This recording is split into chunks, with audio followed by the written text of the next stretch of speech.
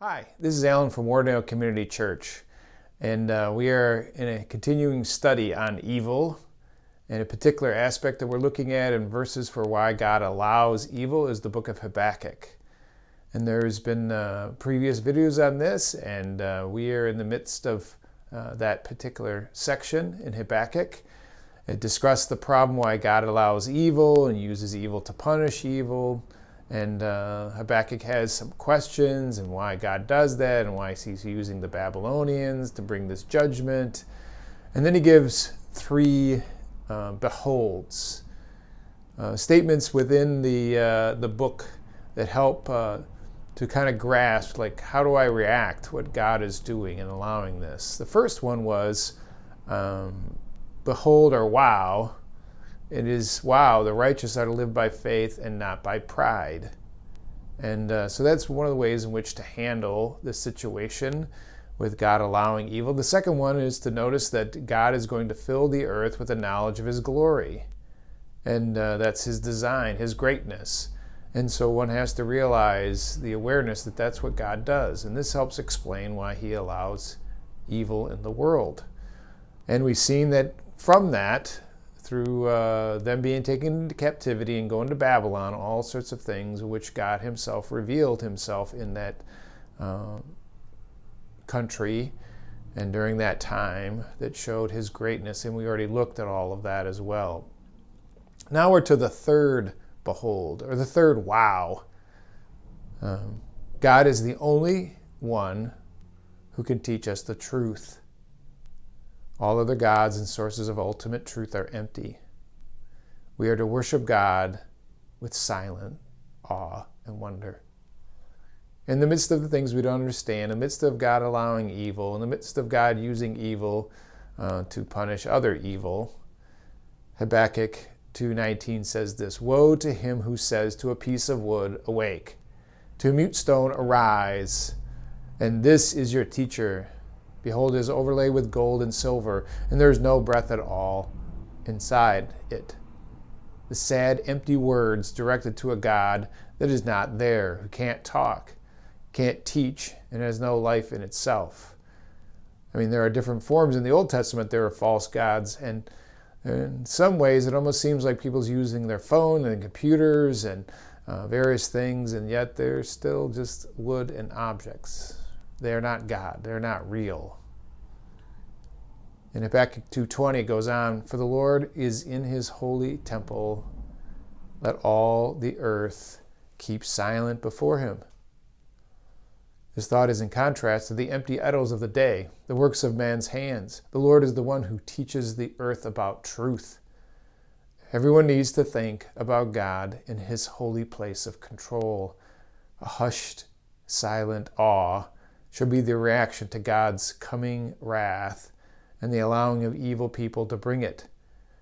The final conclusion about the question that rages about why God does what he does, or why he does it the way he does it, are finally settled with an understanding that God's ways are beyond our fully comprehending. But simply understanding cannot be enough to lead us through it.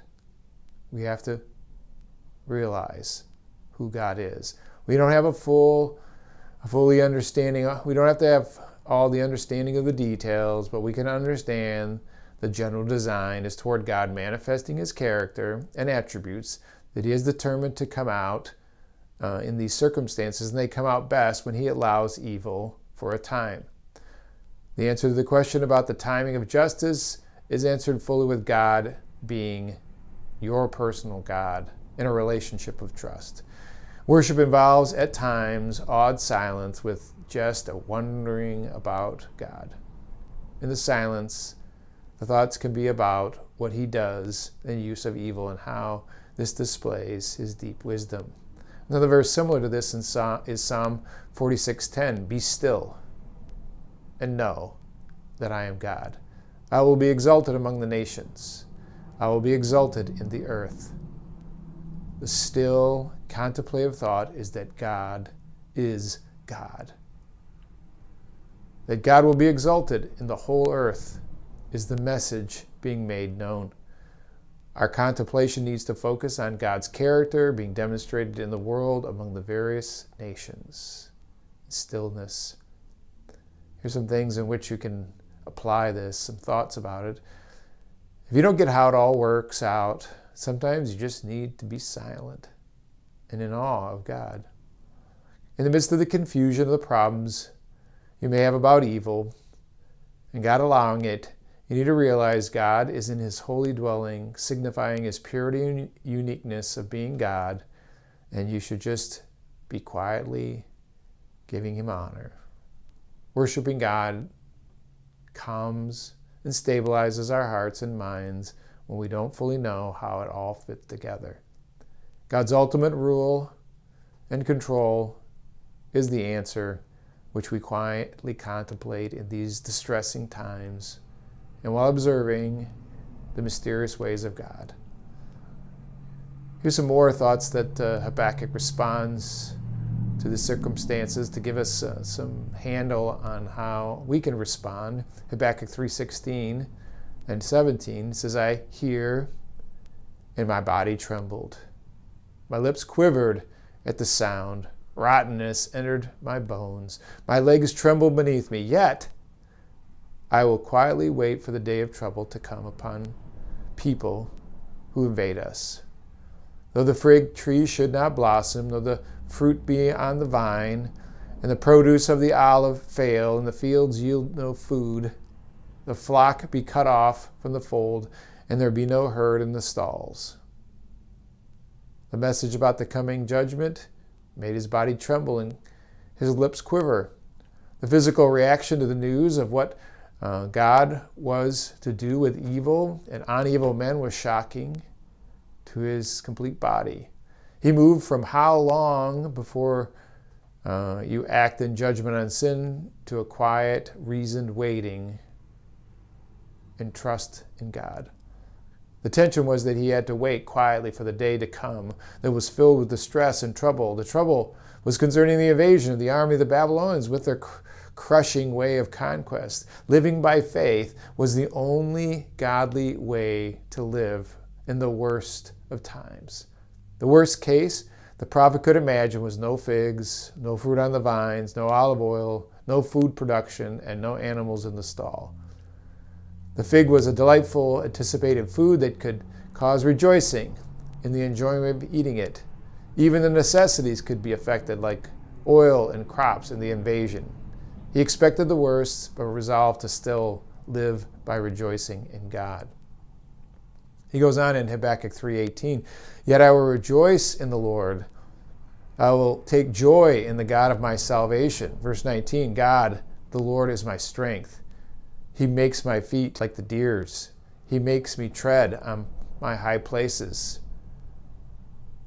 His personal resolve was to focus on the Lord, and yet compares the thought of the possible worst-case scenario of the coming evil tools of divine justice. Even at the worst point of coming troubles, he will not just endure or gut it out, but he is determined to exalt God, to exalt the Lord in a triumphant jubilation that centers on a personal experience with the living Lord.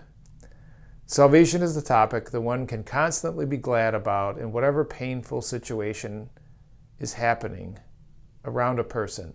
The saving aspect of God that personally touches deep in our core holds us up above the weight of the whys. All the why questions of the troubles with God and his ways when he allows evil. The why questions may not be answered to the point that the mind can settle it, but the heart can still rejoice beyond the distressing events to come. God is a personal strength to Habakkuk the prophet in the midst of troubling times. To walk like a deer that can maneuver on high places is how God will help one to live in a rejoicing way through the hardships to come. The sure-footed illustration of a deer on the dangerous mountain terrain pictures how God will cause one to make it through the dangerous and difficult coming distress of invasion. His exaltation is not about the ease and comfort of life, but in the midst of coming deprivation and distress. And so in conclusion, we've seen the three beholds or three wows to answer our questions about evil. You live by faith in God and don't be proud and resistant. Know that God is displaying himself in the allowing of evil. Silently meditate on God's greatness being displayed. You will feel trouble, but rejoice in the God of your salvation and be lifted above the danger. So if you have the God of salvation, then you can do that. If not, I would encourage you and recommend that you would search and find out about the truth of the gospel and find out in the scriptures. Well, thank you for listening. We'll talk in our next study.